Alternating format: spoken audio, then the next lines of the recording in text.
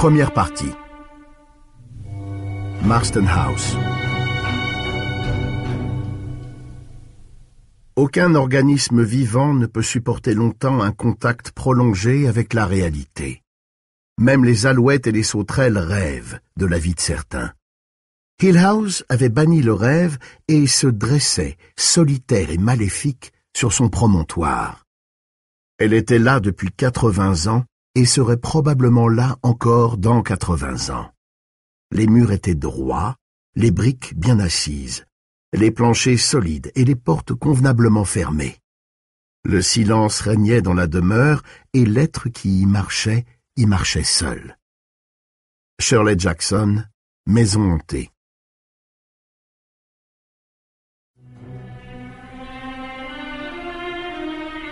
Chapitre 1. Ben 1.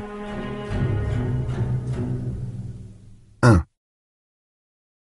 Ben Mears roulait vers le nord sur l'autoroute. Quand il eut passé Portland, il sentit monter au creux de son ventre une excitation qui était loin d'être désagréable. C'était le 5 septembre 1975. L'été jetait ses derniers feux. Les arbres étaient d'un vert éclatant, le ciel d'un bleu à la fois vif et doux. Arrivé au niveau de Falmouth, Ben aperçut, sur une petite route parallèle à la voie express, deux jeunes garçons portant une canne à pêche sur leur épaule comme ils auraient porté une carabine. Il se rangea sur la voie de droite, ralentit jusqu'à la vitesse minimale autorisée sur autoroute et scruta le paysage à la recherche d'indices susceptibles de réveiller ses souvenirs. Au début, rien ne lui vint. Il tenta aussitôt de se sermonner. Forcément, il allait être déçu. Tu avais 9 ans, cela fait 24 ans. De l'eau est passée sous les ponts, et pas qu'un petit peu. Les lieux changent, comme les gens. À cette époque, la 4 voies 295 n'existait pas. Si de Salem on voulait aller à Portland, il fallait prendre la route 12 jusqu'à Falmouth, puis la numéro 1. Le temps avait fait son œuvre. Arrête! Mais c'était difficile de s'arrêter, difficile d'arrêter de penser quand on savait ce que... Une grosse BSA le dépassant en vrombissant. C'était un gamin en t-shirt qui conduisait, et il avait derrière lui une fille avec une veste rouge et d'énormes lunettes de soleil à verre miroir. La moto se rabattit un peu brusquement, et il réagit de façon excessive en freinant à bloc et en appuyant comme un sourd sur l'avertisseur. La BSA prit de la vitesse, le pot d'échappement lâcha un jet de fumée bleue, et la fille lui fit un signe moqueur. Il ralentit et éprouva le besoin de prendre une cigarette. Ses mains tremblaient légèrement. La BSA était presque hors de vue maintenant, elle roulait vite. Ces gosses, ces foutus gosses. Les souvenirs lui revenaient en foule. Des souvenirs tout proches. Il les écarta résolument. Il n'avait plus fait de moto depuis 2 ans et avait bien l'intention de ne plus jamais en faire. Il aperçut sur sa gauche quelque chose de rouge et sentit monter en lui une bouffée de joie quand, ayant regardé dans cette direction, il eut reconnu, perché sur une colline au-delà d'un champ de trèfle, la grande grange rouge surmontée d'une coupole peinte en blanc. À cette distance, il pouvait même voir les reflets du soleil sur la girouette. Elle était là autrefois, et elle était encore là maintenant. Exactement la même. Peut-être que tout allait bien se passer, après tout. Une rangée d'arbres. La grande grange avait disparu. À mesure qu'il approchait de Cumberland, de plus en plus de choses lui semblaient familières. Il traversa la Royal River, où, étant enfant, il avait pêché la perche et le brochet. Il aperçut l'espace d'un instant à travers les arbres les lumières clignotantes du village, et repéra le château d'eau sur lequel était inscrit en lettres énormes « Maine, État vert ». Tante Cindy disait qu'on aurait dû mettre dessous « Passer la monnaie ». Ben sentit croître son excitation et accéléra tout en guettant le panneau indicateur. Une dizaine de kilomètres plus loin, il le vit étinceler sous le soleil. Route 12, Jerusalem Slot, Cumberland, Cumberland Centre. Une brusque tristesse s'abattit sur lui et sa bonne humeur disparut comme flamme sous le sable. Cela lui arrivait souvent depuis... Le visage de Miranda remonta à sa mémoire et il repoussa vite ce souvenir. depuis l'accident. Il était habitué à chasser ses idées noires, mais cette fois, elles s'étaient emparées de lui avec une telle violence qu'il avait été pris de court. Pourquoi revenait-il dans cette ville où il avait passé 4 années de sa jeunesse? Pourquoi tentait-il de ranimer un passé irrévocablement mort? Les chemins tortueux de son enfance étaient probablement devenus des routes bien droites et bien asphaltées, des itinéraires touristiques jalonnés de pancartes et jonchés de boîtes de bière vides. La magie avait disparu, qu'elle fût noire ou blanche. En fait, elle avait disparu le soir où c'était arrivé. La moto qui échappe à tout contrôle, le camion jaune qui grossit, le cri de Miranda, sa femme, et puis le silence qui tombe tout d'un coup. Quand... Attention, sortie sur Salem. Pendant une seconde, il envisagea de poursuivre sa route vers Chamberlain ou Lewiston, de s'y arrêter pour déjeuner et puis de rebrousser chemin. Mais pour aller où? Chez lui? Parlons-en. S'il s'était jamais senti chez lui quelque part, c'était bien ici, même si ça n'avait duré que 4 ans. Il mit son clignotant, ralentit et prit la rampe de sortie. Arrivé en haut, là où l'autoroute rejoint la route 12, qui, plus près de la ville, prend le nom de Jointner Avenue, il leva les yeux et ce qu'il vit eut sur lui un effet immédiat.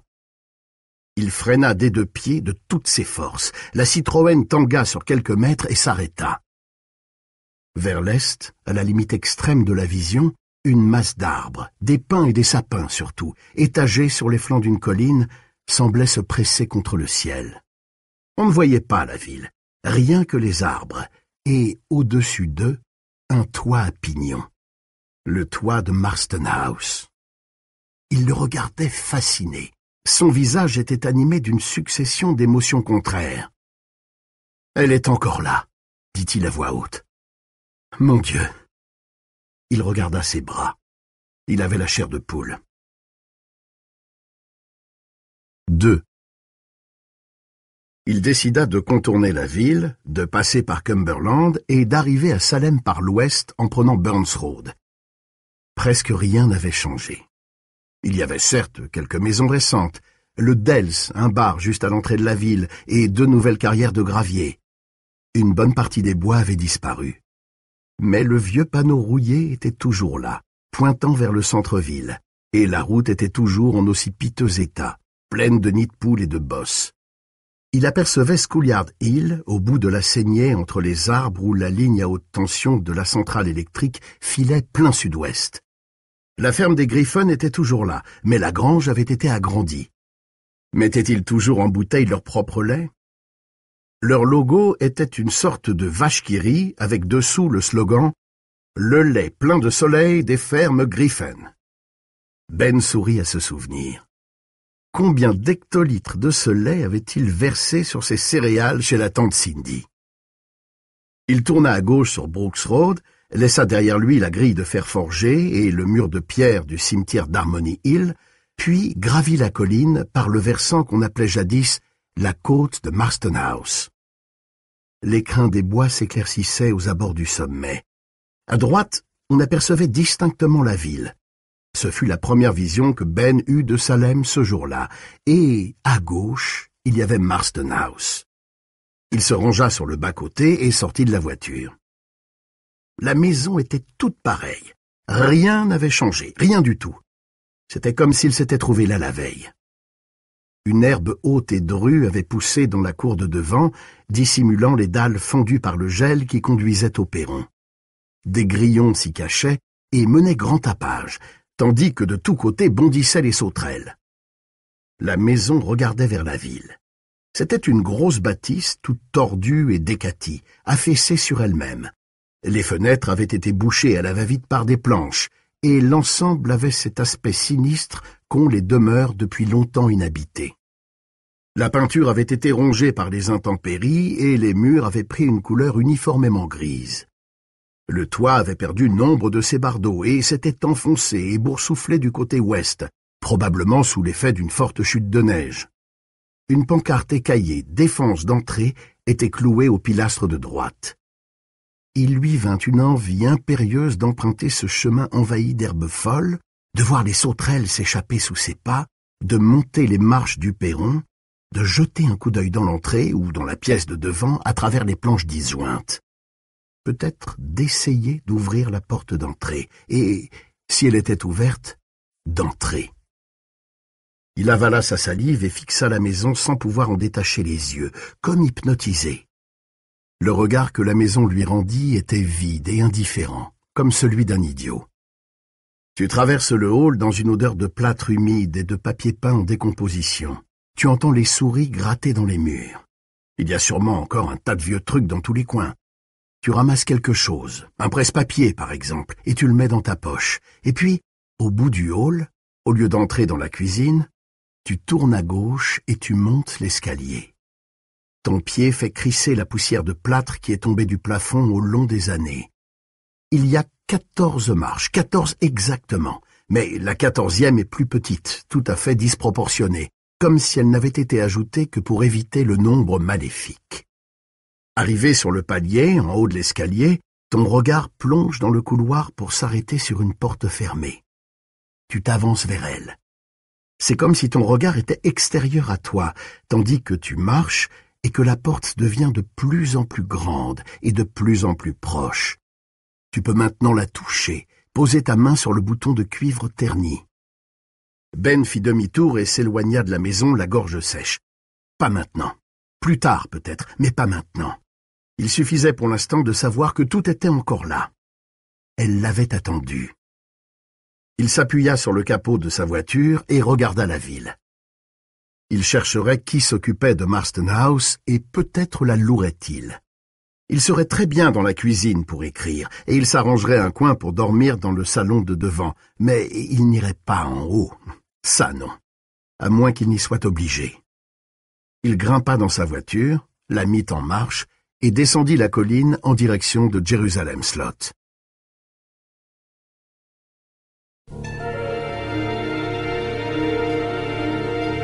Chapitre 2.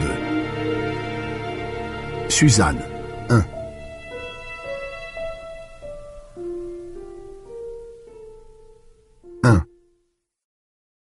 Il était assis sur un banc dans le parc quand il remarqua une jeune fille qui le regardait. C'était une très jolie jeune fille qui portait un foulard de soie sur ses cheveux d'un blond très clair. Elle tenait à la main un livre ouvert, mais elle avait aussi, posé à côté d'elle, un carnet de croquis et un fusain. On était le 16 septembre, un mardi. C'était le jour de la rentrée scolaire et le parc s'était miraculeusement vidé de ses visiteurs les plus bruyants. Il ne restait plus que quelques mères de famille avec leurs bébés, un petit groupe de vieux près du monument aux morts et cette jeune fille assise dans l'ombre changeante d'un vieil orme noueux. Lorsqu'elle leva les yeux de son livre, une expression d'étonnement marqua son visage. Elle revint à son livre, puis leva de nouveau les yeux et fit mine de se lever. Hésita encore, puis se leva effectivement pour se rasseoir l'instant d'après. Ben quitta son banc et s'approcha d'elle. Lui aussi avait son livre, une histoire de cow-boy en édition de poche. « Bonjour », dit-il avec gentillesse. « Est-ce qu'on se connaît ?»« Non », dit-elle. « Enfin, c'est-à-dire, vous êtes Benjamin Mears, n'est-ce pas ?»« Exact. » Il haussa les sourcils. Elle eut un petit rire nerveux et ne leva les yeux vers lui qu'un court instant, histoire de tenter de déterminer quelles étaient ses intentions. C'était de toute évidence une jeune fille qui n'avait pas l'habitude de parler à des étrangers dans le parc. « J'ai cru que je me trouvais en face d'un fantôme. » Elle prit le livre qui était posé sur ses genoux. Il eut le temps d'apercevoir sur la tranche le tampon « Bibliothèque municipale de Jerusalem Slot ». C'était Un air de danse, son second roman. Elle lui montra sa photo sur le dos de la jaquette. Une photo vieille maintenant de 4 ans. L'expression de son visage était à la fois juvénile et impressionnante de gravité. Les yeux étaient comme des diamants noirs. « C'est sur de telles coïncidences que des dynasties se sont fondées, » dit-il. Ce n'était rien d'autre qu'une boutade, mais elle prit l'étrange résonance d'une prophétie. Derrière eux, une bande de moutards hauts comme 3 pommes s'amusait à s'éclabousser dans le bassin des petits, et une jeune mère disait à un certain Roddy de ne pas pousser sa sœur si haut. La sœur en question s'envolait sur sa balançoire sans un regard vers la terre, Sa robe se soulevait, elle montait encore, jusqu'à atteindre le ciel. C'était un moment dont Ben se souviendrait des années après, comme si on avait coupé une tranche dans le gâteau du temps qui passe. Un moment qui aurait sombré dans le naufrage général de la mémoire s'il n'y avait pas eu entre lui et elle ce courant, cette étincelle. Elle rit et lui tendit le livre. « Est-ce que vous voulez bien me le dédicacer ?»« Un livre de la bibliothèque ? Je le rachèterai et je le remplacerai. » Il sortit un stylo mine de la poche de son chandail, ouvrit le livre à la page de garde et demanda « Comment vous appelez-vous ?»« Suzanne Norton. » Les mots lui vinrent très vite sans qu'il eût besoin de les chercher. À Suzanne Norton, la plus jolie jeune fille du parc. Chaleureusement, Ben Mears. De quelques traits de plume rapides, il ajouta la date sous sa signature. « Maintenant, vous allez devoir le voler, » dit-il en le lui rendant. « Un air de danse est épuisé, hélas. Je m'en procurerai un exemplaire par un bouquiniste de New York. » Elle hésita et le regarda un peu plus longtemps cette fois. « C'est vraiment un très bon livre. »« Merci. Quand je le regarde de près, je me demande comment il a pu être publié. » « Est-ce que vous le regardez souvent de cette manière ?»« Ouais, mais je me soigne. » Cela la fit sourire, et l'instant d'après, ils riaient franchement tous les deux, ce qui acheva de les mettre à l'aise. Plus tard, il repenserait à ce moment, comme c'était venu facilement, tout en douceur, mais cette pensée n'avait rien de réconfortant. Le destin n'était-il donc pas aveugle? Était-ce de façon consciente et organisée, dans un dessein de lui seul connu, qu'il broyait les mortels sans défense comme farine dans un moulin? J'ai lu aussi La fille de Conway, je l'ai beaucoup aimée. J'imagine que vous entendez ça tout le temps. Trop rarement, au contraire, dit-il en toute honnêteté. Miranda aussi avait adoré La fille de Conway, mais ses copains de bistrot avaient été pour la plupart très évasifs et la critique l'avait dans son ensemble éreinté. Bon, la mode n'était pas aux intrigues bien menées, de la masturbation intellectuelle à outrance, voilà ce qu'il leur fallait. Eh bien, moi je l'ai aimé en tout cas. Avez-vous lu le dernier? Billy a dit de continuer? Pas encore. Miss Coogan, la vendeuse du drugstore, dit que c'est plutôt salé. Quoi? C'est presque puritain, au contraire, dit Ben. Le langage est cru, mais quand on fait parler de jeunes illettrés du fin fond de la campagne, on ne peut pas... Dites-moi, et si je vous offrais un ice cream soda ou quelque chose de ce genre? Moi, j'ai très envie d'en prendre un. Elle le scruta du regard une troisième fois, puis lui fit un grand sourire. Bonne idée, moi aussi ça me tente. Ils sont très bons chez Spencer. Et c'est comme ça que tout avait commencé. 2. C'est elle, Miss Coogan? Ben posa la question à voix basse. Il regardait une grande femme sèche derrière le comptoir qui portait une blouse de nylon rouge sur son uniforme blanc. Ses cheveux gris-bleu étaient ondulés en crans serrés. Oui, c'est bien elle. Elle a une espèce de petit caddie qu'elle traîne jusqu'à la bibliothèque tous les jeudis soirs. Elle repart à chaque fois avec une tonne de livres et rend Miss Tarcher à moitié dingue à cause de la paperasserie. Ils étaient assis sur des tabourets en cuir rouge près du distributeur. Il avait pris un ice cream soda au chocolat, elle un à la fraise. Le drugstore servait en même temps de gare routière pour les autocars, et ils voyaient de leur place, de l'autre côté d'une porte en arcade à l'ancienne, la salle des voyageurs dans laquelle un jeune homme solitaire, vêtu d'un uniforme de l'US Air Force, une valise posée entre les jambes, attendait tristement. « Il n'a pas l'air très heureux d'aller où il va, vous ne trouvez pas ?» dit-elle en suivant le regard de Ben. « La permission est finie, j'imagine, » répondit Ben. « Maintenant, elle va me demander si j'ai fait mon service, » pensa-t-il. Mais au lieu de ça, elle dit « Je partirai par le même car, celui de 10h30 un de ces jours. Adieu Salem, et j'aurai probablement l'air aussi sinistre que ce type. » « Pour aller où ?»« À New York, je pense, histoire de voir si j'arrive à me débrouiller seul. »« Et ici, ce n'est pas possible ?»« À Salem ? J'adore ce coin, mais il y a mes vieux, ils seront toujours là à regarder par-dessus mon épaule. Ce n'est pas drôle. Et puis, qu'est-ce que ce trou peut offrir à une jeune fille d'avenir ?» Elle haussa les épaules et pencha la tête pour tirer sur sa paille. Son cou bronzé donnait une impression de force harmonieuse. Elle portait une robe imprimée de couleurs vives qui seyait à sa silhouette fine. « Quel genre de job est-ce que vous cherchez ?» Elle haussa de nouveau les épaules. J'ai décroché un petit diplôme à l'université de Boston. Ça ne vaut même pas le papier sur lequel c'est imprimé. Art avec un grand A et anglais avec un petit A. Section réservée aux idiots de bonne famille. On ne m'a même pas appris l'art d'être une secrétaire décorative. J'ai des copines de lycée qui ont déjà de bonnes petites places dans des bureaux. Et moi, je n'ai jamais été plus loin que la sténographie sans peine, livre 1. Alors, quelle perspective? Bon, peut-être une maison d'édition, dit-elle sans conviction. Ou dans un journal, une agence de publicité. Dans ces endroits-là, on a toujours besoin de quelqu'un qui soit capable de faire un dessin sur commande. Je peux faire ça, j'ai un dossier.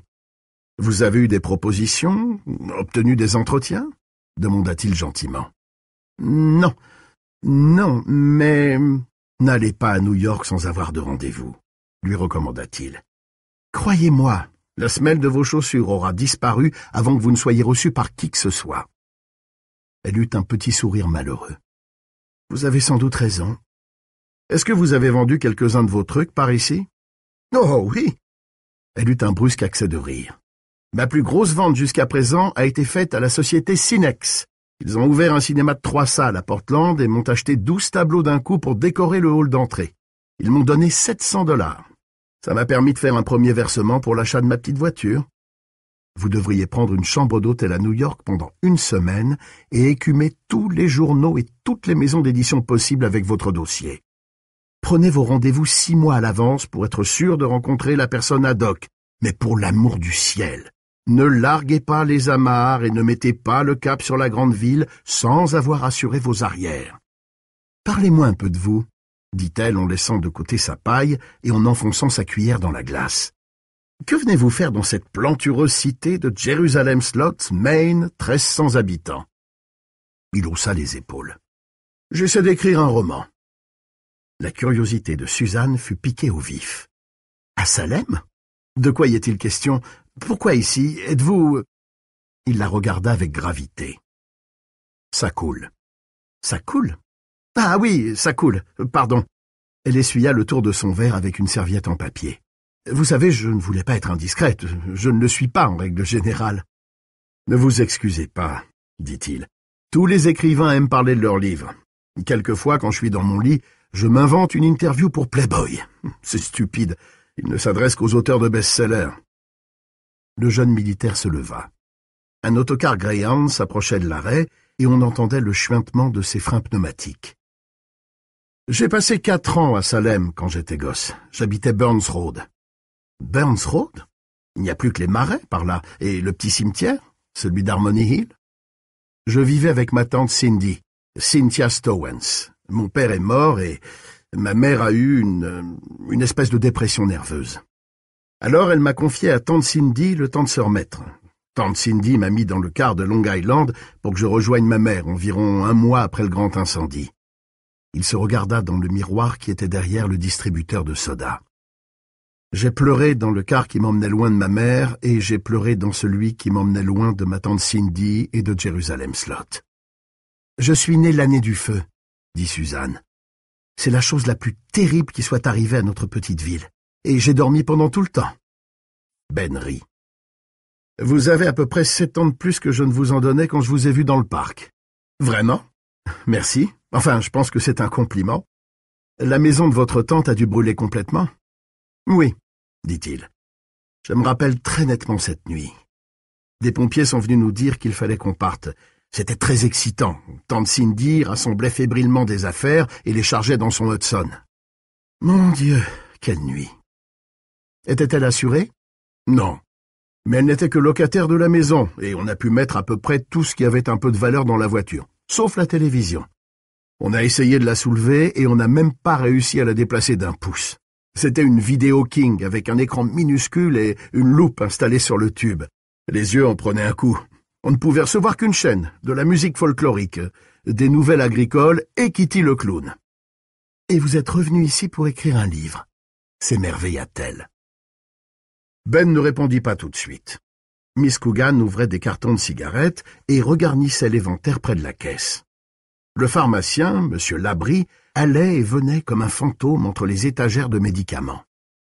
Le jeune aviateur attendait près de la porte ouvrant sur l'autocar que le chauffeur revienne des toilettes. « Oui, » dit Ben. Il se tourna vers elle et la regarda bien en face pour la première fois. Elle avait un très joli visage bronzé, avec des yeux bleus candides et un front haut et lisse. « Cette ville, pour vous, c'est votre enfance, n'est-ce pas ?» demanda-t-il. « Oui. »« Alors vous pouvez comprendre.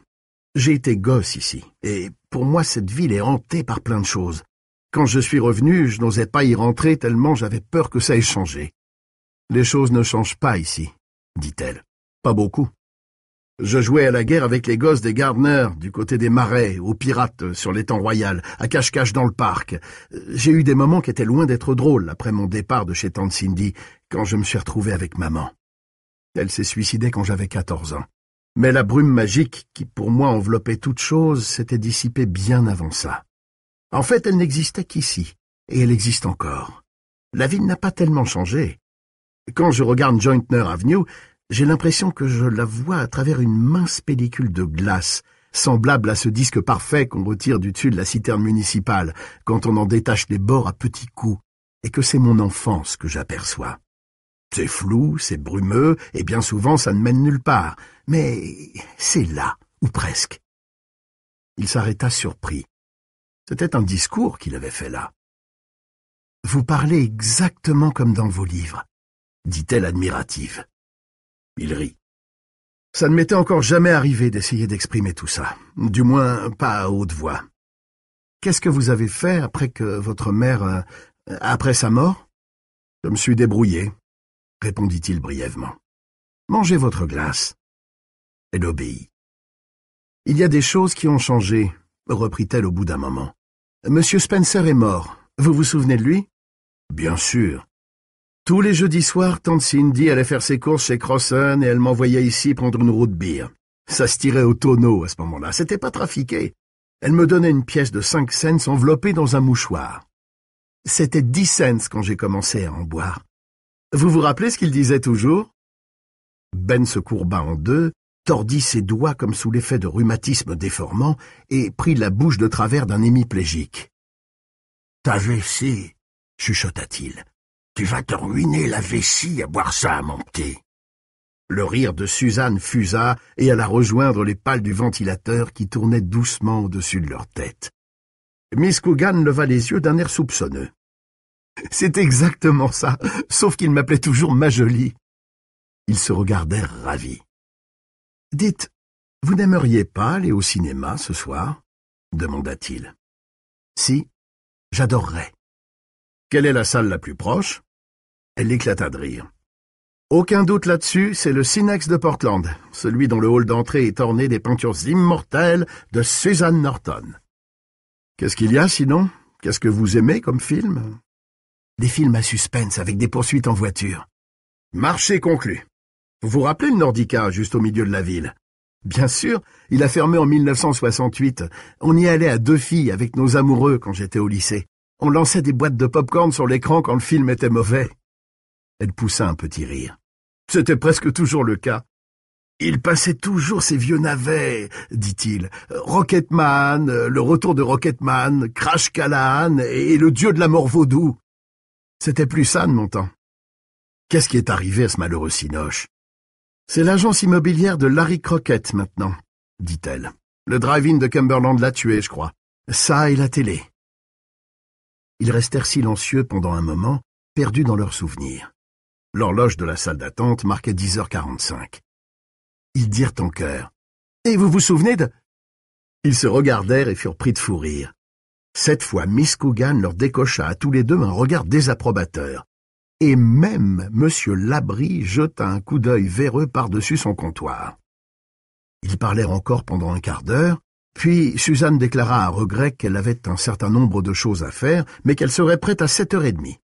Et ils partirent chacun de leur côté, s'émerveillant de ce que le hasard eût fait se rencontrer leurs 2 vies avec cette évidence et cette simplicité. Ben descendit à grands pas Jointner Avenue et s'arrêta au coin de Brock Street pour jeter un regard en passant sur Marston House. Il se souvint que le grand incendie de forêt de 1951 était presque arrivé jusqu'à la maison quand le vent avait tourné. Il pensa Peut-être qu'elle aurait dû brûler. Peut-être que ça aurait mieux valu. 3.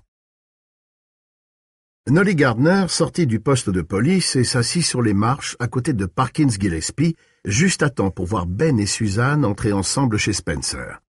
Parkins fumait une Pall Mall et curait ses ongles jaunis par le tabac avec un nouveau couteau de poche. « C'est l'écrivain, n'est-ce pas ?» demanda Nolly. « Ouais. C'était bien Suzanne Norton qui était avec lui. »« Ouais. V'là qui est intéressant, » dit Nolly tout en ajustant son ceinturon. Son étoile d'adjoint brillait sur sa poitrine, symbole de son importance. Il se l'était procuré par l'intermédiaire d'une revue policière, car la ville ne pourvoyait pas les officiers adjoints en insigne. Parkins en avait une, mais il la gardait dans son portefeuille, une discrétion que Nolly n'avait jamais pu comprendre. Bien sûr, tout le monde à Salem savait que c'était lui le chef de la police municipale. Mais la tradition, ça existe. La responsabilité, ça existe. Quand on représente la loi, il faut y penser. Nolly, lui, y pensait souvent, bien qu'il ne fût qu'un adjoint à mi-temps. Le canif de Parkins glissa et lui entailla la cuticule du pouce. « Merde, » dit-il doucement. « Tu crois que c'est vraiment un écrivain, Park ?»« Pas de doute là-dessus. Il y a 3 livres de lui à la bibliothèque. »« Des histoires vraies ou des romans ?»« Des romans. » Parkins posa son couteau et soupira. « Floyd Tibbets va pas apprécier qu'un gars sorte avec sa nana. »« Ils sont pas mariés, » rétorqua Parkins. « Mais elle a passé 18 ans. » « Floyd va pas aimer ça. Floyd peut en chier dans son chapeau, je m'en fous complètement, » dit Parkins. Il écrasa sa cigarette sur la marche, prit une boîte de pastilles dans sa poche, mit le mégot dedans et remit la boîte dans sa poche. « Où est-ce qu'il habite, cet écrivain ?»« Chez Eva, » dit Parkins. Il examina avec attention sa cuticule tailladée. « Je l'ai vu regarder Marston House l'autre jour. Il avait un drôle d'air. »« Drôle ? Qu'est-ce que tu veux dire ?»« Drôle, c'est tout. » Parkins sortit son paquet de cigarettes. Il se sentait bien dans ce bon soleil. Il est allé voir Larry Crockett, il voulait louer la maison. « Marston House ?»« Ouais. Il est dingue ou quoi ?»« Je sais pas. » Parkins balaya de la main une mouche qui s'était posée sur son pantalon au niveau du genou gauche et la regarda s'éloigner en bourdonnant dans la chaude lumière du matin. Ce vieux Larry, il a pas chômé ces derniers temps. J'ai entendu dire qu'il avait vendu la laverie, mais je crois que ça fait déjà un moment. Quoi? La vieille blanchisserie? Ouais. Je vois pas qui ça peut intéresser. Pour en faire quoi? J'en sais rien. Bon. Nolly se leva et remit encore une fois en place son ceinturon. Je crois que je vais faire un tour en ville. C'est ça, dit Parkins. Et il alluma une autre cigarette. Tu veux venir? Non. Je crois que je vais rester assis là encore un petit moment. D'accord, à tout à l'heure. Nolly descendit les marches en se demandant pour la 100e fois si Parkins se déciderait un jour à prendre sa retraite pour que lui, Nolly, puisse occuper sa place. Oh nom du ciel, comment peut-on lutter contre le crime en restant tranquillement assis sur les marches d'un poste de police?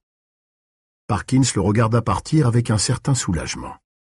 Nolly était un brave garçon, mais comme il était fatigant.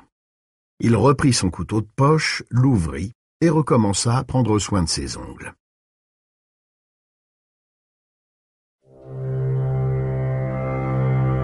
« 4.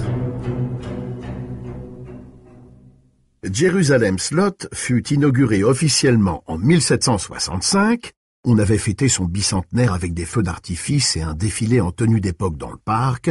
Le costume de la petite Debbie Forrester, déguisée en princesse indienne, avait pris feu à cause d'une flamèche perdue, et Parkins Gillespie avait dû mettre à l'ombre 6 gars pour ivresse sur la voie publique, soit 55 ans avant que le Maine ne devienne un État suite à la ratification du compromis du Missouri. La ville devait son nom à des circonstances plutôt prosaïques. L'un des premiers fermiers à s'installer dans le coin avait été un grand escogriffe du nom de Charles Belknap Tanner. Il élevait des cochons. L'une des gloires de son élevage était une truie baptisée Jérusalem. Un jour, à l'heure de la soupe, Jérusalem avait enfoncé la porte de la porcherie et s'était échappé dans les bois pour retourner à l'état sauvage. Et, depuis ce temps-là, année après année, Tanner dissuadait les gamins de pénétrer sur ses terres en se penchant au-dessus de sa barrière et en criant d'une voix caverneuse « Foutez pas les pieds dans les parages de Jérusalem si vous voulez pas vous faire étriper !» La phrase devint légendaire, et le nom resta à la ville. Cela ne prouve pas grand-chose, si ce n'est peut-être qu'en Amérique, même un porc a des chances de parvenir à l'immortalité. La rue principale, appelée à l'origine Portland Post Road, avait été rebaptisée en l'honneur d'Elias Jointner en 1896. Jointner, membre du Congrès pendant 6 ans, jusqu'à sa mort à 58 ans des suites de la syphilis, était le seul natif vaguement célèbre que Salem pouvait revendiquer, à l'exception de Jérusalem-la-Truie et de Pearl Ann Butts, qui s'était enfuie pour New York en 1907 pour devenir danseuse aux Ziegfeld Follies. Brock Street croisait Jointner Avenue à angle droit, en plein centre de la ville. Le bourg formait quasiment un cercle parfait, à l'exception d'une partie aplatie à l'est, où la Royal River et ses méandres faisaient office de frontière naturelle. Si bien que, sur une carte, les 2 rues perpendiculaires dessinaient une sorte de réticule devisé sur l'agglomération. Le cadran nord-ouest, appelé Jérusalem-Nord, était la partie la plus boisée de la ville, la plus accidentée aussi, du moins pour un habitant des grandes plaines du Middle West. En fait, il ne s'agissait que de quelques vieilles collines érodées, striées d'anciens chemins forestiers qui s'étageaient en douce ondulation vers la ville. Marston House se dressait sur la dernière. La majeure partie du cadran nord-est était constituée de prairies, Vulpin-des-Prés, Fléole, Luzerne. La Royal River passait par là, une vieille rivière qui avait rongé toutes ses berges au fil du temps. Elle passait sous Brock Street Bridge, le petit pont de bois au bout de la rue, et remontait par des méandres paresseux et scintillants jusqu'au terrain granitique, à l'extrémité nord de la ville. Là, elle avait creusé une gorge dans la pierre, profonde de 15 mètres au cours du dernier million d'années. Les gamins appelaient l'endroit le Saut de l'Ivrogne, parce que, quelques années auparavant, Tommy Rathbun, l'ivrogne de frère de la pauvre Virge Rathbun, était tombé de là-haut alors qu'il cherchait un endroit pour pisser. La Royale se jetait dans les eaux polluées de l'Androscoggin, mais n'avait pas encore été touchée par ce fléau des temps modernes. La seule usine de Salem était la scierie, et elle était fermée depuis des lustres. Durant les mois d'été, on voyait des alignements de pêcheurs taquiner le gardon du haut de Brock Street Bridge, et ils revenaient rarement bredouilles. Le quart sud-est était le plus joli. C'étaient des collines aussi, mais elles étaient verdoyantes, sans cendres ni terre pelée et autres stigmates laissés ailleurs par les brûlis. La terre des 2 côtés de Griffin Road appartenait à Charles Griffin, qui était le plus gros producteur de lait au sud de Mechanic Falls. Et, du haut de Schoolyard Hill, on apercevait l'énorme étable de la ferme, avec son toit d'aluminium scintillant comme un gigantesque miroir solaire. Il y avait d'autres exploitations agricoles dans le secteur, et de jolies maisons construites par des cols blancs qui faisaient le voyage tous les jours jusqu'à Portland ou Lewiston. Parfois, en automne, on sentait l'odeur des feux jusqu'au sommet de Schoolyard Hill, et on voyait, tout en bas, comme un jouet, le camion-pompier municipal en sentinelle, prêt à intervenir si le brûlis devenait incontrôlable. L'incendie de 1951 était encore frais dans les mémoires. C'est dans le secteur sud-ouest que les caravanes et les mobil-homes s'étaient installés, et avec eux, comme une ceinture d'astéroïdes extra-urbaines, leur collection de carcasses de voitures posées sur des parpaings, de pneus pendus aux branches en guise de balançoires, de boîtes de bière abandonnées sur les routes, de guenilles en randonnions suspendus à des séchoirs de fortune, le tout dans une odeur d'égout montant des fosses septiques installées à la hâte. Les maisons du Bend étaient de misérables cabanes, mais sur chaque toit se dressait fièrement une antenne TV rutilante, et toutes, ou quasiment, abritaient une télécouleur achetée à crédit au supermarché du coin. Les jardins devant les caravanes et les bicoques grouillaient d'enfants, dans un bric-à-brac de jouets, de pick-up, de motoneiges et de motocyclettes. Quelques caravanes étaient bien entretenues, mais la plupart étaient laissées à l'abandon. Pissenlits et chiens-dents prospéraient. À la sortie de la ville, là où Brock Street devenait Brock Road, on trouvait le Dells, concert rock le vendredi soir, musique country le samedi. L'établissement avait été détruit par un incendie en 1971, puis reconstruit. Pour les cow-boys locaux et leurs petites amies, c'était le grand lieu de rendez-vous pour boire une bière ou se bagarrer. La plupart des abonnés du téléphone avaient choisi des lignes à connexion multiples. On pouvait se parler à 2, évidemment, à 4 et parfois même à 6 personnes simultanément. Car les gens d'ici avaient toujours beaucoup de choses à se dire. Le scandale, dans les petites villes, était un plat qu'on gardait toujours au chaud, comme le ragoût de haricots de la tante Cindy. Le band offrait la majeure partie des sujets, mais, de temps en temps, quelqu'un d'un statut supérieur apportait également sa contribution au pot communal. La ville était gérée annuellement par Assemblée générale des électeurs. Depuis 1965, on parlait de changer de formule et de mettre en place un conseil municipal classique, avec une présentation du budget à la population 2 fois l'an. Mais l'idée était restée à l'état de projet. Salem ne se développait pas assez vite pour que cet ancien système législatif constitue réellement une entrave au fonctionnement de la cité. Même si sa lourdeur et son mode de scrutin archaïque, une voix pour un habitant, exaspéraient certains nouveaux arrivants. Le conseil de la ville rassemblait 3 représentants de la population. Le chef de la police, le responsable du bureau de bienfaisance, le greffier municipal. Pour faire immatriculer votre voiture à Salem, il fallait aller tout au bout de Taggart Stream Road et braver les 2 molosses en liberté qui gardaient l'entrée du bâtiment. Et enfin, le délégué aux affaires scolaires.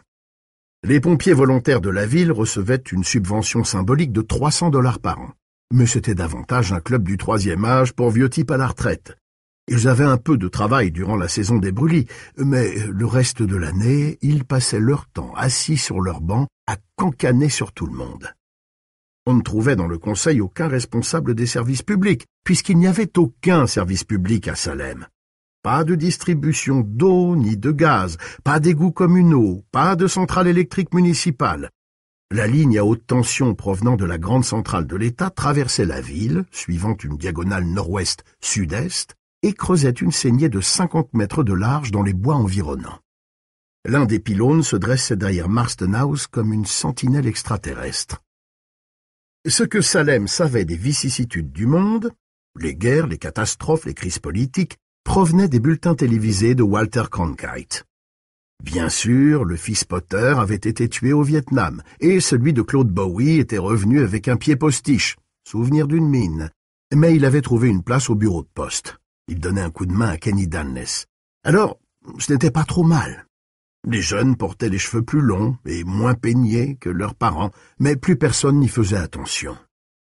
Lorsqu'on avait abandonné l'uniforme scolaire au lycée, Hadji Corliss avait certes écrit au Ledger de Cumberland pour se plaindre, mais Hadji, depuis des années, passait son temps à écrire au journal, le plus souvent pour dénoncer les méfaits de l'alcool ou pour répéter qu'il n'y avait pas plus grand bonheur que d'accepter dans son cœur Jésus, notre Sauveur.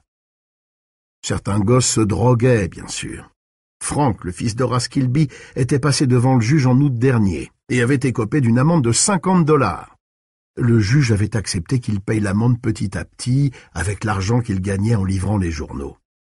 Mais l'alcool était le réel problème chez les jeunes. Plein de gamins traînaient chez Dell depuis que l'âge légal de consommation avait été abaissé à 18 ans. Ils rentraient chez eux pieds au plancher, en faisant hurler leurs pneus sur tout le trajet, comme s'ils avaient décidé de recouvrir l'asphalte de caoutchouc. Et, de temps en temps, il y avait un mort. Comme par exemple Billy Smith, qui avait percuté un arbre sur Deep Cut Road à 130 km/h, tué sur le coup avec Laverne Dube, sa petite amie.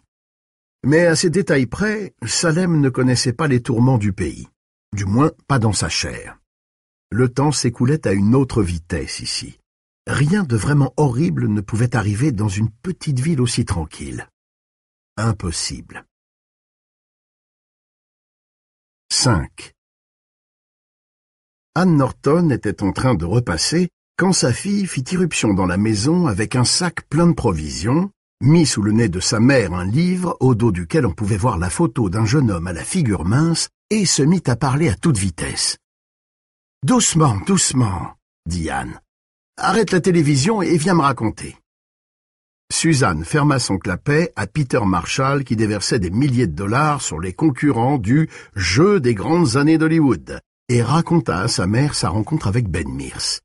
Madame Norton se força à hocher la tête avec sympathie et compréhension pendant le déroulement du récit, malgré les clignotants jaunes qui s'étaient allumés comme toujours quand Suzanne parlait pour la première fois d'un garçon, ou plutôt d'un homme, car il s'agissait de ça maintenant, pensa-t-elle, bien qu'elle eût peine à croire que sa Suzy fût assez grande pour s'intéresser à des hommes. Les clignotants jaunes avaient ce jour-là une intensité particulière. « C'est assez excitant, en effet, » dit-elle en mettant une chemise de son mari sur la table à repasser. « Il a été très gentil, » reprit Suzanne, « très simple. »« Aïe, mes pieds !» s'exclama Madame Norton. Le fer, quand elle le posa sur son socle, laissa échapper des sifflements sinistres. Elle s'installa confortablement dans le fauteuil à bascule près de la fenêtre, prit une parliamence dans le paquet posé sur la table basse et l'alluma. « Es-tu certaine qu'il est bien élevé, Suzy ?» Suzanne sourit, un peu sur la défensive. « Mais oui, j'en suis sûr, il ressemble à... je ne sais pas, un professeur, quelque chose comme ça. » On dit que le dynamiteur ressemblait à un gentil jardinier, dit Madame Norton pensivement. « Bouse d'élan !» répliqua Suzanne avec malice. Ce genre de mot ne manquait jamais d'irriter sa mère. « Ça va, montre-moi ce livre. » Et Madame Norton tendit la main. Suzanne le lui donna en se rappelant tout d'un coup la scène de viol dans le pénitencier. « Un air de danse, » dit Anne Norton en prenant une expression dubitative. Puis elle commença à feuilleter le livre. Suzanne attendit résignée. Sa mère ne pouvait manquer de tomber sur la scène, c'était toujours comme ça. Les fenêtres étaient ouvertes et une brise paresseuse faisait volter les rideaux jaunes de la cuisine que Madame Norton s'obstinait à appeler l'office, comme dans la bonne société. C'était une charmante maison en briques, bien construite, un peu difficile à chauffer en hiver, mais fraîche comme une grotte en été. Elle était située sur une petite colline, à l'extrémité de Brock Street, et de la baie près de laquelle Madame Norton était assise, on pouvait voir toute la ville en enfilade. C'était une jolie vue. Elle pouvait même devenir spectaculaire en hiver, avec ses perspectives de neige vierge et ses maisons que la distance faisait paraître toutes petites et qui jetaient des ombres obliques sur les champs immaculés. Il me semble que j'ai lu une critique de ce livre dans le journal de Portland. Elle n'était pas très bonne. « J'aime ce livre, » répondit Suzanne avec fermeté, « et j'ai de la sympathie pour Ben Mears. Peut-être que Floyd en aurait aussi, » dit Madame Norton, l'air de ne pas y toucher. « Tu devrais les présenter l'un à l'autre. » Suzanne sentit sa colère bouillonner et elle en fut stupéfaite. Elle pensait que sa mère et elle avaient essuyé les derniers orages de l'adolescence et même les tempêtes d'arrière-garde. Mais voilà que ça recommençait. Et il leur fallait reprendre, comme on reprend un tricot commencé, la vieille querelle opposant l'affirmation par Suzanne de son identité à l'expérience et aux préjugés de sa mère. « On a déjà discuté du cas de Floyd, maman. Tu sais très bien qu'il n'y a rien de bien déterminé entre nous. Le journal disait qu'il y avait quelques scènes plus causées. Des hommes s'accouplant avec d'autres hommes. Oh, maman, pour l'amour du ciel !» Elle prit une cigarette dans le paquet de sa mère. « Pas besoin de mêler le ciel à ça, » continua imperturbablement Madame Norton. Elle rendit le livre à Suzanne et secoua la cendre de sa cigarette au-dessus d'un cendrier en céramique qui avait la forme d'un poisson. C'était une de ses amies du comité de charité qui le lui avait donné, et il avait toujours agacé Suzanne sans qu'elle pût préciser pourquoi. Il y avait quelque chose d'obscène à laisser tomber la cendre de sa cigarette dans la bouche ouverte d'une perche. « Je vais ranger les provisions », l'informa Suzanne en se levant. Madame Norton reprit d'un ton calme. « Je voulais simplement dire que si tu dois épouser Floyd Tibbets... » Cette fois, la colère de Suzanne éclata avec la violence d'autrefois. « Bon Dieu, qui t'a mis cette idée dans le crâne? Quand ai-je dit une chose pareille? »« Je pensais... » »« Eh bien, tu penses mal !» dit Suzanne péremptoirement et avec un peu de mauvaise foi. Ses sentiments pour Floyd s'étaient progressivement refroidis depuis quelque temps. « Je pensais que, quand on sort avec le même garçon pendant 1 an et demi, continua Madame Norton avec une douceur implacable, c'est qu'on a passé le stade du baiser sur la joue. Floyd et moi sommes plus que des amis, lâcha Suzanne avec détachement. Que sa mère en conclut ce qu'elle voudrait. Dans l'air, suspendu entre elles, il y avait toutes ces choses non dites, tous ces mots non prononcés. « As-tu fait l'amour avec Floyd? Ça ne te regarde pas. Qu'est-ce que tu éprouves pour Ben Mears? Ça ne te regarde pas. Est-ce que tu vas tomber amoureuse de lui et faire des bêtises? Ça ne te regarde pas. Je t'aime, Suzy. Ton papa et moi nous t'aimons. » Que pouvait-on répondre à ça? Rien, rien du tout. C'est pour ça qu'elle devait partir à New York, ou n'importe où ailleurs. Avec les parents, on finissait toujours par s'emplâtrer sur le rempart de leur amour, comme le fou qui se tape la tête contre les murs matelassés de sa cellule. La sincérité et la force de leur affection empêchaient toute discussion de se poursuivre, et ôtaient tout son sens à ce qui venait d'être dit. « Bon, » dit doucement Madame Norton. Elle écrasa sa cigarette sur la bouche de la perche et laissa tomber son mégot dans le ventre du poisson. « Je monte, » déclara Suzanne. « Très bien, tu me passeras le livre quand tu l'auras fini. Si tu veux. J'aimerais bien faire la connaissance de ce Ben Mears. » Suzanne haussa les épaules d'un air exaspéré. « Tu vas rentrer tard ce soir? »« Je ne sais pas. Qu'est-ce que je dirais à Floyd Tibbetts s'il appelle ?» La colère de Suzanne se réveilla. « Tu lui diras ce que tu voudras. De toute façon, c'est ce que tu feras. »« Suzanne !» Elle monta sans se retourner. Madame Norton resta où elle était, regardant la ville derrière la fenêtre, les yeux dans le vague. Elle entendit au-dessus de sa tête les pas de Suzanne et le claquement du chevalet qu'on ouvre. Elle se leva et reprit son repassage. Lorsqu'elle estima que Suzanne devait être trop absorbée par son travail pour l'entendre, bien sûr, c'était une pensée à peine formulée, elle n'avait rien à cacher à sa fille. Elle se dirigea vers le téléphone de l'office et appela Mabel Wertz. Dans le cours de la conversation, elle mentionna en passant que Suzy lui avait dit qu'ils avaient parmi eux un écrivain connu. Mabel eut un reniflement de mépris et lui dit qu'elle parlait sans doute de cet homme qui avait écrit La fille de Conway. Madame Norton dit que oui, et Mabel que ce n'était pas de la littérature, mais de la pornographie pure et simple. Madame Norton demanda s'il s'était installé dans un motel ou... Non, il s'était installé en ville, chez Eva, la seule pension de famille de Salem. Madame Norton se sentit soulagée. Eva Miller était une veuve convenable, qui ne tolérait pas la moindre entorse à la morale. En ce qui concernait la venue de la jante féminine dans les chambres, sa position était simple et catégorique. S'il s'agissait d'une mère ou d'une sœur, d'accord. Dans tout autre cas, pas plus loin que la cuisine. La règle ne souffrait pas de dérogation. Madame Norton raccrocha un quart d'heure plus tard, après avoir astucieusement dissimulé le but réel de son coup de téléphone sous des digressions diverses. « Suzanne, » pensa-t-elle en retournant vers sa planche à repasser. « Oh, Suzanne, je veux seulement ce qu'il y a de mieux pour toi. Tu ne peux pas comprendre ça. »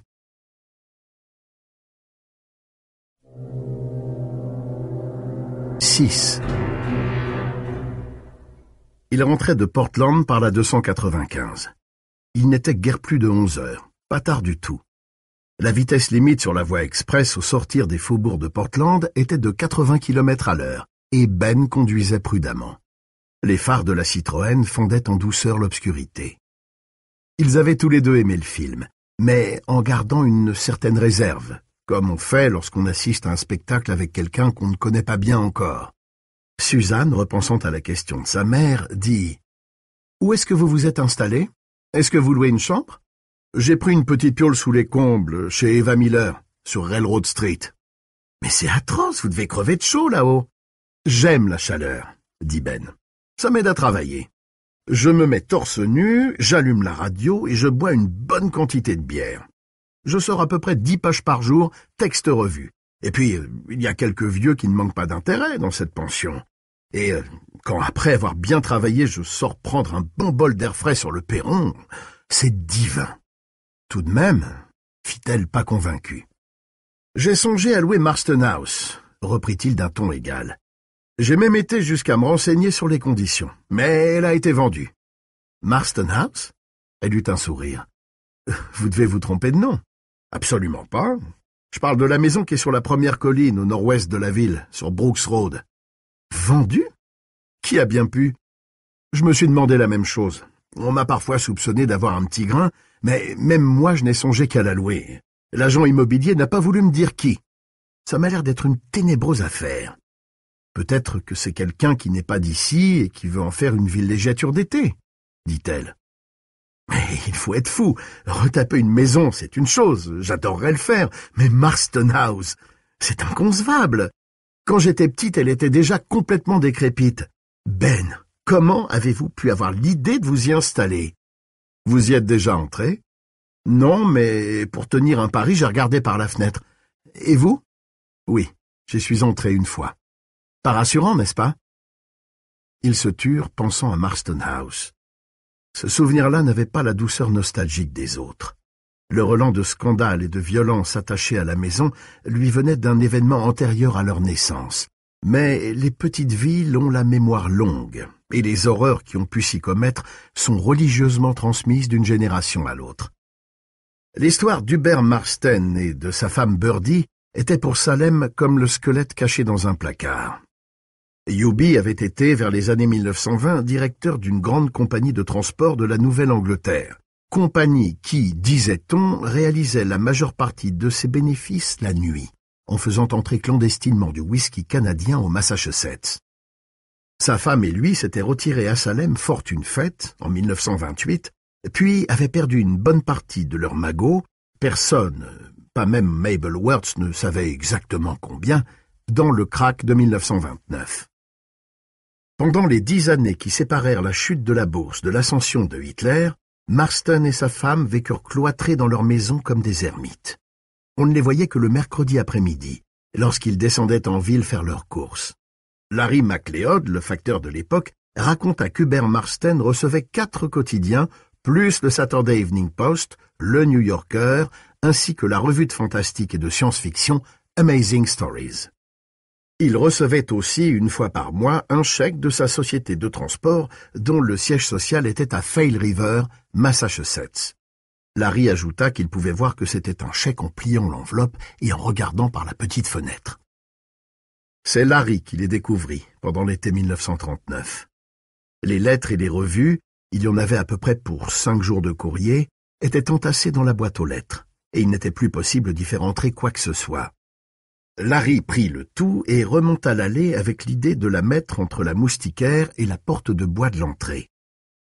On était au mois d'août, par les grosses chaleurs. Larry s'avançait au milieu d'une herbe luxuriante qui lui arrivait au mollet. Un chèvrefeuille en pleine vigueur courait sur le treillis qui recouvrait la face ouest de la maison, et de grosses abeilles bourdonnaient avec indolence autour de ses fleurs blanches et parfumées. La maison avait encore de l'allure à cette époque-là, malgré l'herbe haute. Et tout le monde s'accordait à dire qu'avant de devenir marteau, Hubie avait construit la plus belle demeure de Salem. À mi-chemin de la maison, à ce moment précis, la dame qui racontait l'histoire aux nouvelles venues du comité de charité prenait toujours une voix haletante. Larry commença à sentir une odeur infecte, comme de la viande pourrie. Il frappa à la porte d'entrée et n'obtint pas de réponse. Il regarda par les fentes de la porte, mais l'obscurité était totale et il ne put rien distinguer. Heureusement pour lui, il ne tenta pas d'entrer par le devant, mais fit le tour de la maison. Derrière, l'odeur était plus effroyable encore. Larry tourna le bouton de la porte, elle n'était pas fermée à clé, et il se retrouva dans la cuisine. Birdie Marston était écroulée dans un coin, les jambes écartées, les pieds nus. Une décharge de fusil de chasse, certainement tirée à bout portant, lui avait fait éclater le crâne. « Des mouches », disait immanquablement Audrey Hersey, qui détaillait l'histoire avec un calme souverain. Elles bourdonnaient de tous les côtés, se posaient, vous savez où, et reprenaient ensuite leur vol. Des mouches. Larry MacLeod tourna les talons et fila jusqu'à la ville. Il alla chercher Norris Varney, le chef de la police de l'époque, ainsi que 3 ou 4 des habitués du magasin Crossen. C'était encore le père de Milt qu'il gérait à ce moment-là. Le frère aîné d'Audrey Jackson fut de l'expédition. Ils montèrent jusqu'à la maison avec la Chevrolet de Norris et la camionnette des postes de Larry. Personne de la ville n'était jamais entré à Marston House, et ce fut une stupéfaction générale. Lorsque l'émotion soulevée par l'affaire fut un peu retombée, le Portland Telegram publia un grand article là-dessus. Cette maison était remplie d'un incroyable amoncellement d'objets hétéroclites et hors d'usage. D'étroits passages serpentaient au milieu de piles de journaux jaunis et de livres rongés par les rats. Les œuvres complètes de Dickens, de Scott et de Marryat étaient entassées dans un coin et disparaissaient sous la poussière. Les livres avaient été immédiatement récupérés par la bibliothécaire, celle qui avait précédé Loretta Starcher, et se trouvait encore aujourd'hui à la bibliothèque municipale. Jackson Hersey ramassa un Saturday Evening Post, commença à le feuilleter et y fit une trouvaille. Un billet d'$1 était scotché à chaque page. C'est Norris Varney qui découvrit à quel point Larry avait été bien inspiré de passer par la porte de derrière. L'arme du crime était attachée à une chaise, le canon dirigé vers la porte d'entrée à hauteur de poitrine. Le fusil était armé, et une cordelette nouée à la détente le reliait au bouton de la porte. « Le fusil était chargé », ajoutait Audrey à ce point du récit. Une petite traction et Larry MacLeod était expédié directement au ciel. Il y avait d'autres pièges, moins dangereux. C'était miracle si personne n'avait été assommé par le paquet de journaux pesant bien 40 livres posé en équilibre sur la porte de la salle à manger, ou ne s'était brisé la cheville en passant le pied dans la contre-marche qui avait été dévissée dans l'escalier menant au premier. Il fut bientôt clair pour tout le monde qu'Hubie n'était pas seulement faible d'esprit, mais qu'il était fou allié.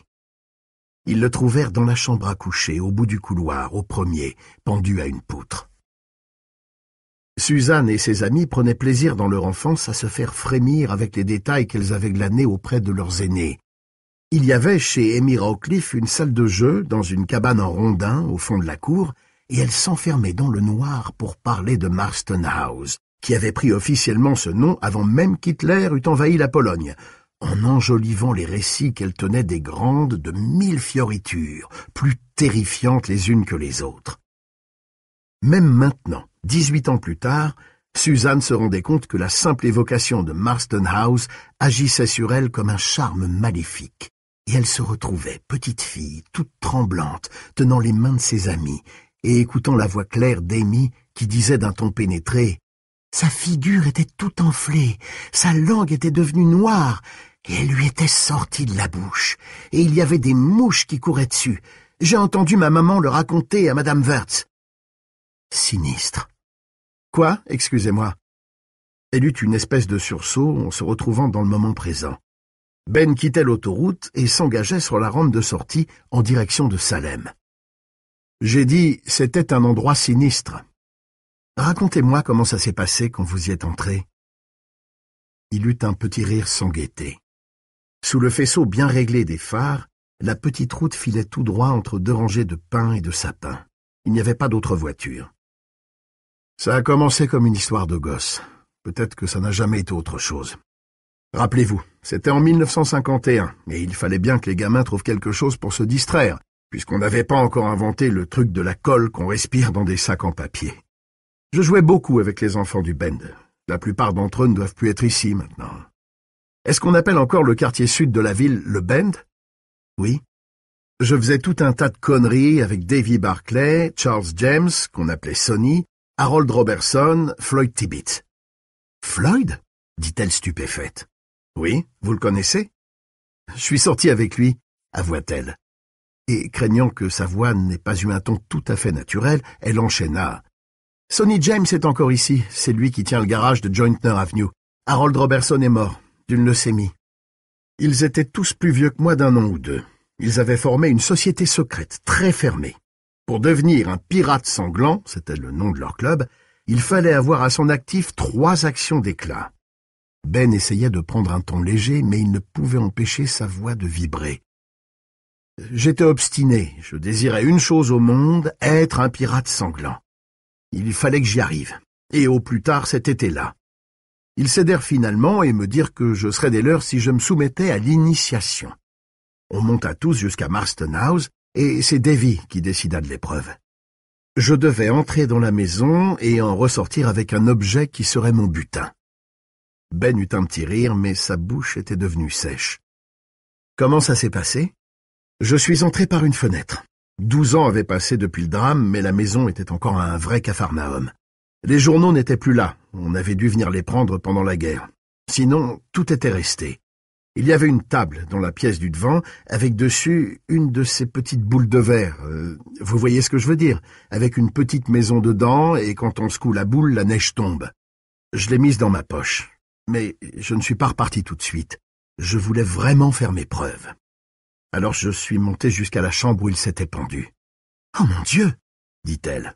« Vous voulez bien me prendre mon paquet de cigarettes dans la boîte à gants? J'essaie de ne plus fumer, mais j'ai vraiment besoin d'en griller une pour vous raconter ça. » Elle lui en tendit une et il appuya sur l'allume-cigare. La maison empestait. Vous ne pouvez pas vous imaginer à quel point. Une odeur de moisissure, de pourriture et de beurre rance. L'odeur aussi de toutes les bêtes, rats ou marmottes, je ne sais pas, qui avaient fait leur trou dans les murs ou avaient hiberné dans la cave. Une odeur moite et jaune. J'ai grimpé l'escalier en tremblant. Je n'avais que 9 ans à l'époque et je crevais de frousse. La maison craquait. C'était comme si elle se tassait autour de moi. J'entendais des galopades dans les murs et j'étais presque sûr que quelqu'un marchait derrière moi. Je ne voulais pas me retourner de peur de voir Eubie Marston s'avancer, à pas traînant, sa corde à la main et la figure toute noire.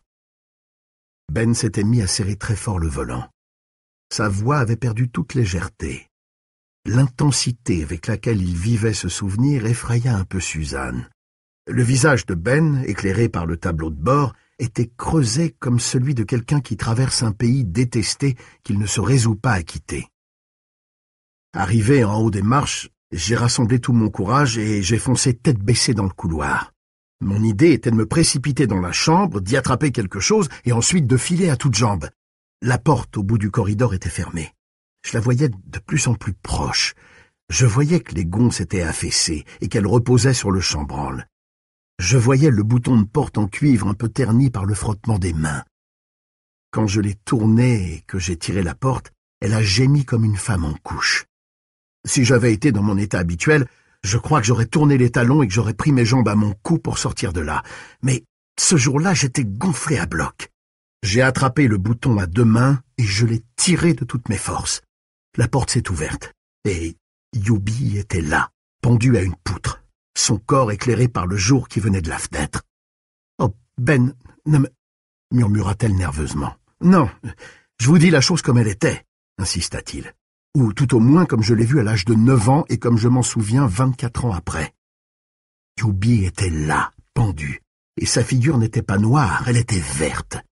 Les yeux étaient fermés et sortis des orbites, les mains étaient livides, spectrales. Et tout d'un coup, il a ouvert les yeux. Ben tira une longue bouffée de sa cigarette, baissa la vitre et jeta le mégot dans la nuit noire. J'ai poussé un cri qu'on a dû entendre à 3 kilomètres à la ronde, et puis je suis parti en courant. J'ai dévalé la moitié des marches, je me suis relevé, j'ai passé la porte d'entrée comme une bombe et j'ai descendu le chemin à toutes jambes. Les gosses m'attendaient à quelques centaines de mètres de la maison. C'est en les rejoignant que j'ai remarqué que j'avais toujours dans la main le presse-papier de verre. Ce presse-papier, je l'ai toujours. Vous ne pensez pas vraiment avoir vu Hubert Marston, n'est-ce pas, Ben? Elle ressentait un certain soulagement à apercevoir au bout de la route les feux clignotants du centre-ville. Après un long silence, il répondit « Je ne sais pas. » Il le dit à regret, avec difficulté. Il eût visiblement préféré dire non et qu'on n'en parlât plus. Il est probable que tout ça m'avait tellement travaillé que j'ai eu une hallucination. D'autre part, il y a peut-être quelque chose de vrai dans l'idée que les maisons absorbent, en quelque sorte, les émotions qui y sont vécues et les retiennent comme une charge, un potentiel qui ne s'activerait que sous l'intervention d'un catalyseur, qui pourrait être, par exemple, un enfant imaginatif. Je ne veux pas parler de fantômes, je veux parler d'une sorte de télévision psychique à 3 dimensions. Ça pourrait même donner quelque chose de vivant, générer une sorte de monstre, si vous voulez. Elle prit une des cigarettes de Ben et l'alluma. Ce que je peux dire, c'est que j'ai dormi avec la lumière dans ma chambre pendant des semaines après ce jour-là, que j'ai rêvé je ne sais combien de fois que j'ouvrais cette porte. Chaque fois que je suis un peu tendu, le rêve revient. C'est terrible. Non, ce n'est pas terrible, dit-il. Pas tellement, en tout cas. Nous avons tous nos mauvais rêves. Il désigna du doigt les maisons endormies et silencieuses qui bordaient Jointner Avenue. Quelquefois, je me demande comment les murs de ces maisons n'explosent pas sous la pression des choses atroces qui arrivent dans les rêves. Il fit une pause. « Voulez-vous venir vous asseoir un moment sous l'auvent chez Eva ? Je ne peux pas vous dire d'entrer, vous connaissez les règles de la maison, mais j'ai mis quelques Coca-Cola à rafraîchir et j'ai un peu de rhum dans ma chambre. Ça nous fera dormir cette nuit. Oui, volontiers. Ben obliqua sur Railroad Street, coupa les phares et pénétra dans le petit parking de la pension de famille. La terrasse couverte derrière la maison était peinte en blanc avec des filets rouges et 3 fauteuils à bascule en osier étaient alignés face à la Royal River. La vue ce soir-là était féerique. De l'autre côté de l'eau, un groupe d'arbres se détachait sur une lune déjà presque pleine, une lune de fin d'été, qui transformait la rivière en un chemin d'argent. Un silence absolu régnait sur la ville, et Suzanne percevait le léger clapotis de l'eau s'écoulant dans des vannes de l'écluse. « Installez-vous, je reviens. » Il entra dans la maison en retenant la porte moustiquaire pour qu'elle ne claque pas derrière lui. Suzanne s'installa dans l'un des fauteuils. Elle appréciait Ben en dépit de son étrangeté. Elle ne croyait pas au coup de foudre, à l'amour dès le premier regard, mais plutôt, plus simplement, à l'irruption soudaine du désir, que l'on nommait pudiquement béguin ou coup de cœur. Et pourtant, Ben n'était pas à proprement parler un canon de beauté. Il n'avait pas ce physique à vous faire vous relever la nuit pour vous épancher sur sa personne dans votre journal intime. Il était trop mince pour sa taille, presque maigre, et trop pâle. Son visage était fermé, il avait presque l'air d'un rat de bibliothèque, et ses yeux laissaient rarement transparaître ses pensées. Et il fallait ajouter au tableau cette masse de cheveux noirs et drus qu'on aurait dit coiffer avec les doigts plutôt qu'avec un peigne. Et il y avait ce qu'il venait de lui raconter. Ni la fille de Conway, ni un air de danse ne laissaient présager une tournure d'esprit aussi morbide. Le premier racontait l'histoire d'une fille de pasteur qui s'enfuyait de chez elle, devenait hippie et partait en stop pour une longue errance à travers le pays. Le second relatait les efforts d'un forçat évadé du nom de Frank Budsey pour se faire une nouvelle vie en s'installant comme mécanicien automobile dans un autre État et ceux de la police pour lui remettre la main au collet. Ces 2 romans étaient pleins de vitalité et d'optimisme, et l'ombre d'Uby Marston au bout de sa corde, reflétée dans les yeux d'un enfant de 9 ans, ne semblait pas les avoir obscurcis le moins du monde. Comme entraîné irrésistiblement par cette pensée, le regard de Suzanne se détacha de la rivière pour se diriger vers le coin gauche de l'auvent, là où le ciel étoilé disparaissait derrière la colline surplombant la ville. « Voilà, dit-il. J'espère qu'ils sont bien frais. »« Regardez Marston House, dit-elle. Il leva la tête. Il y avait une lumière là-haut. 7. Ils avaient terminé leur verre. Il était minuit passé, et la lune était presque hors de vue. Ils venaient de parler de choses et d'autres, quand, après un silence, elle dit « Je vous aime beaucoup, Ben. Beaucoup. Moi aussi, et je n'en reviens pas. Enfin, non, c'est pas ça que je veux dire. Vous vous souvenez de cette plaisanterie stupide que j'ai lancée dans le parc sur les coïncidences? C'est ça qui me surprend, ce hasard miraculeux. J'aimerais bien qu'on continue à se voir si vous en avez envie, vous aussi. J'en ai envie. Mais n'allez pas trop vite. Je vous rappelle que je suis une petite provinciale. » Il sourit. « On se croirait dans un film, dans un bon film. Est-ce que maintenant il est prévu que je dois vous embrasser? » « Oui, » dit-elle avec sérieux. « Je pense que c'est ce qui vient ensuite. » Le fauteuil de Ben était tout contre celui de Suzanne. Il continua à se balancer, se pencha vers elle et pressa sa bouche contre la sienne, sans essayer d'y enfoncer sa langue et sans faire le moindre geste pour la caresser. Ses lèvres étaient fermes. Suzanne sentit la pression de ses dents et, en même temps, très légèrement, comme un parfum et une saveur mêlée de tabac et de rhum. Elle se mit aussi à se balancer, et leurs baisers en prit une dimension nouvelle, tantôt léger et tantôt appuyé, tantôt très doux et tantôt très fort. Elle pensa, « Il est en train de me goûter et de m'éprouver à la fois. » Cette pensée éveilla en elle une secrète excitation et elle détacha ses lèvres des siennes. Elle avait à cœur de lui montrer qu'elle savait rester maîtresse d'elle-même. « Dieu que c'était bon, » dit-il. « Est-ce que vous viendriez dîner à la maison demain soir ?» demanda-t-elle. « Mes parents seraient très heureux de vous connaître, je crois. » Dans la douceur et la joie de ce moment, elle se sentait prête à offrir ce geste de conciliation à sa mère. « Cuisine familiale ? La plus familiale qui soit. Je serais ravi. Depuis que je suis ici, je me nourris de surgelés. » 6 heures. On dîne tôt dans nos petits trous de campagne. Parfait.